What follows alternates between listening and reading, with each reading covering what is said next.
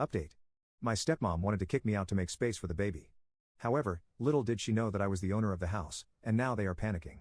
She made up her mind about me a long time ago, and nothing I could have done would have changed that. I've thought about reaching out to my real mom, but we haven't spoken in years. She left when I was little and has never shown much interest in being part of my life. I don't even know if she'd answer if I called. As for other family, my grandparents passed away a year ago, and I don't really know my aunts and uncles. They live in different states, and we've never been close.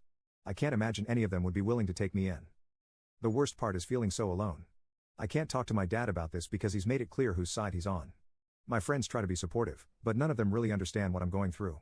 They all think it's cool that I'm moving out like it's some big adventure. They don't get that I'm being forced out with no preparation and nowhere to go. I've thought about posting on social media to see if anyone knows of a cheap room for rent, but I'm embarrassed. I don't want everyone knowing my business or thinking I'm some kind of loser who can't take care of himself. As the hours tick by, I'm getting more and more desperate. I've started looking at ads for roommates, but most of them want someone older or with a full-time job. I've even considered sleeping in my car for a while, but I don't know if that's safe or even legal. I keep hoping that my dad will change his mind, that he'll realize this is crazy and tell my stepmom to back off. But every time I see him, he just gives me this sad, pitying look and asks if I found a place yet. It's like he's already written me off. I don't know what to do.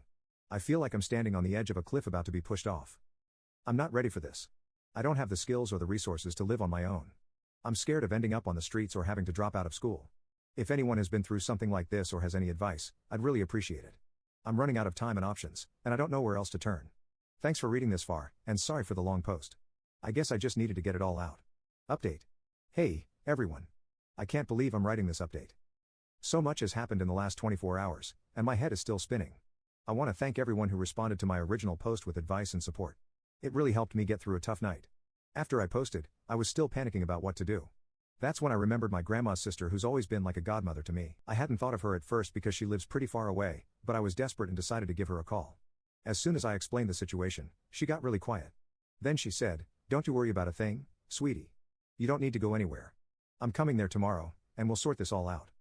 I was confused but relieved. I tried to tell her it wasn't necessary for her to come all this way, but she insisted.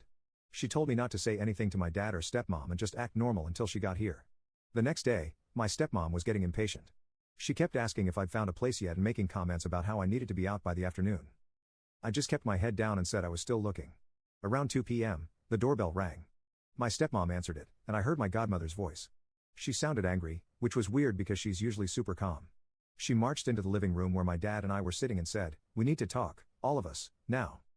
My stepmom tried to argue, saying it was a family matter, but my godmother shut her down. "I am family," she said, "and I have something very important to tell you all." That's when she dropped the bombshell. She looked right at me and said, "Honey, this house belongs to you. Your grandmother left it to you in her will. You're the legal owner, and no one can make you leave." I couldn't believe what I was hearing. My dad looked shocked, and my stepmom's face turned red. She started sputtering about how that couldn't be true, but my godmother pulled out some papers from her purse. She explained that my grandma had changed her will shortly before she died.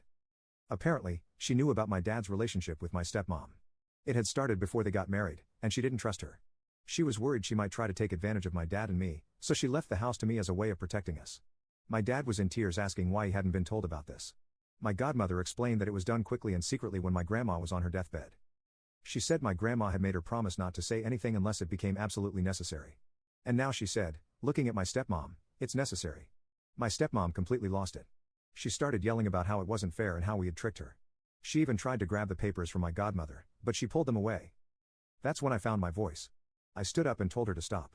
I said, "This is my house, and I won't have you acting like this here." It felt weird to say, but also kind of good. For the first time, I felt like I had some power in this situation. My dad was still in shock, caught between me and my stepmom. I could see he was torn and confused. I felt bad for him, but I was also angry that he had gone along with her plan to kick me out. After things calmed down a bit, we all sat down to talk. My godmother explained the legal details, and it turns out I've been the owner of the house since my 18th birthday. My stepmom kept trying to argue, but there wasn't much she could say. In the end, I made a decision. I told them that I was willing to let everyone stay in the house, including my stepmom and the baby when it comes, but I had conditions. First, my stepmom had to start treating me with respect. No more criticism. No more lies to my dad about me. Second, we all had to go to family counseling to work on our relationships. And third, any major decisions about the house had to be discussed with me first. My dad agreed right away. My stepmom wasn't happy, but she didn't have much choice. It was either accept my terms or leave. It's been a few days now, and things are still tense. My stepmom barely speaks to me, but at least she's not being openly hostile anymore. My dad seems torn between guilt over what happened and relief that we're all still together. I'm still processing everything. It's weird to suddenly be the owner of a house at 19. I've got a lot to learn about property ownership and responsibilities, but I'm also feeling more secure than I have in a long time. I know we've got a long way to go before we're anything like a happy family, but at least now I know I have a place here, and no one can take that away from me.